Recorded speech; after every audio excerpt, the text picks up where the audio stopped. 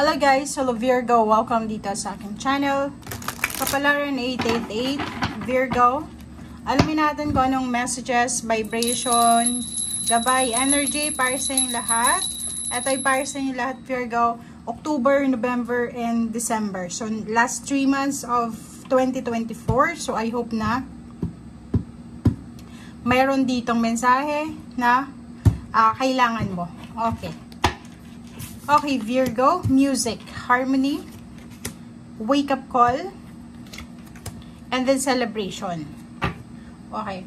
So, sa mga Virgo dyan, meron kayong 3 events, 3, na posibleng mangyari sa inyo ngayong buwan ng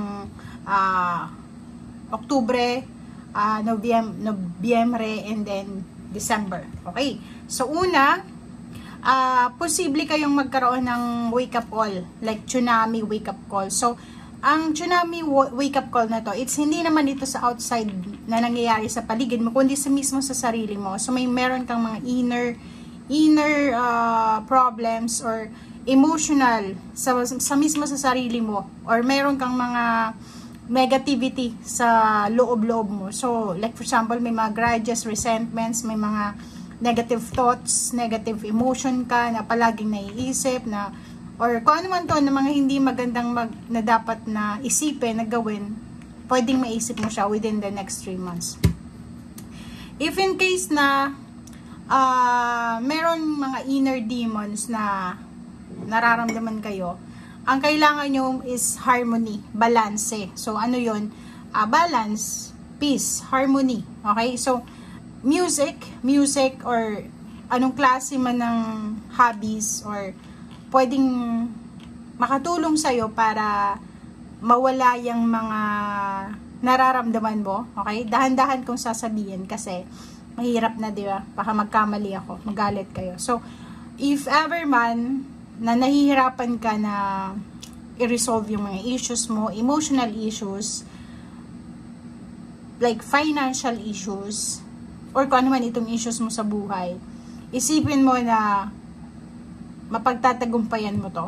Hindi ito yung wala ka naman sa stagnation kasi may choice ka. So, ibig sabihin, may choice ka, so hindi ka dapat natatakot. Okay? So, dito sinasabi na hanapin mo kung ano yung pwedeng magbigay sa'yo ng kaligayahan, relaxation, or kung ano yung bagay na pwedeng makaalis ng mga negative mong naiisip. Okay? It's a wake-up call to kasi sinasabi sa'yo na hindi ka naman yung klase ng individual na sobrang pinakalist na. Diba? May mas mga tao pa na nagsasuffer kaysa sa'yo. Yung sufferings na nararamdaman mo, minsan sa loob mo lang yun Naiisip mo lang, sa isip mo lang, or sa pakaramdam mo. Huwag kang mag-self-pity, lumabas ka sa comfort zone mo, ilabas mo yung nararamdaman mo. Kasi kung makikita mo, may 3rd card ka dito na dance, celebration. So, marami kang isi-celebrate for the next 3 months. So, hindi ka dapat yung klase ng tao na magsi-self-pity, magiging nega. Kasi, yung 3 months mo is sobrang mix siya ng emotion, mix of events. May masaya, may malungkot. Siyempre, ganun talagang buhay Walang perfect, walang palaging masaya. Hindi maganda yung palaging masaya. Hindi rin maganda yung palaging malungkot. Mix dapat, yung balance lang. So, eto siya. May celebrate, may mga birthday celebration, wedding anniversaries, kasal, or pwedeng yun, Christmas vacation, holiday season, parties, or kung ano man to, sa December.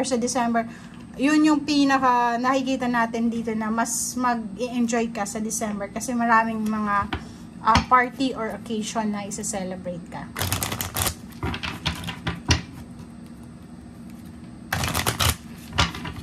Okay. Virgo. O, diba? Temple path, yin and yang, and goddess of the moon. So, wag kang mag-alala. Kasi itong goddess of the moon, and yin and yang, sinasabi, balance talaga yung kailangan mo. Kasi wala namang imbalance sa sarili mo, or I mean sa outside mo. Yung emotional lang, yung parang, magiging sobrang emotional. Nahirapan ako magsalita. Hindi ko alam kung bakit. Pero parang, yun na nga, pwedeng may mga gusto kang sabihin, hindi mo masabi. may mga gusto kang gawin pero hindi mo magawa, parang ganun. Pero kung makikita mo dito, ano man tong hinihintay mo, ay posibleng mag-illuminate na. So, yung temple path, meron dyan na yin and yang, may hagdan pataas, pero may liwanag sa paligid niya. So, ibig sabihin yan, may solusyon, answers, solution, kung saan ka papunta, kung ano yung iniisip mo, kung ano yung goals mo, kung ano yung target mo for the next 3 months, mangyayari yon. Ang gagawin mo lang is, wag kang masyadong magpanic, wag kang masyadong ma-stress, or yun na nga, yung negativity, yung negative emotion. Hindi siya maganda. Okay? So, wag mong i-dedicate yung sarili mo sa sobrang pag-iisip. Okay? And spend time. Spend time outside, spend time with friends, families. Wag mong ilagay yung sarili mo sa... Sorry, nauha ako guys. Parang ganun. Kailangan mong hanapin kung saan ka liligaya, saan ka magre-relax, saan ka bagay or kung ano pa man. Okay, para to sa mga Virgo. And Virgo, kung makikita mo yung baraha mo, hindi naman siya yung sasabihin natin na ikaw yung pinaka malungkot. Kasi may mas malungkot pa sa yung zodiac sign. Okay? Okay. So, kung makikita mo dito, yun, mag-iingat ka kasi siguro may mga tao sa paligid mo or meron kang relationship na parang mag-shed ng skin. So, pwedeng may mga magbabago eh. Like, for example, may mga kaibigan, kapamilya ka na magbabago yung trato sa'yo. Or parang magbabago sila ng pakikitungo sa'yo.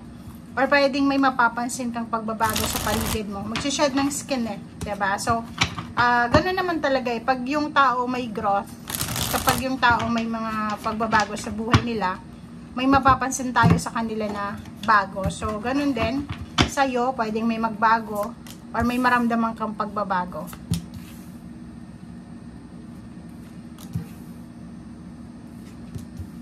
Okay. Last card. Wow. So, ito yung overall confirmation, Virgo, ng mga mangyayari sa'yo for the next 3 months. Temperance, kailangan mo magpasensya. Kasi, ganun talaga, yung pinaka main ingredient ng success is patience. Yung mga taong walang pasensya, minsan nakakagawa sila ng decision making na hindi sila sigurado, or may mga decision making silang pinagsisisihan nila kasi nagde-decision sila ng pressured sila, masama ang loob, masaya, parang ganun. So, dapat pag mag-decision ka, pag wala kang problema, pag maayos yung tulog mo, maayos yung kain mo, or yung hindi ka antukin, or ganito, ganyan. Kasi pag nag-decision ka na pressured ka, or may masamang pakiramdam, pagsisisihan mo yan. Okay, pasensya. Yun ang kailangan mo. Two of Swords, may mga bagay kang pinag-iisipan, medyo hindi ka mapakali. Ang nakikita ko pwedeng, etong Two of Swords na ito, sa buwan ito ng Oktubre.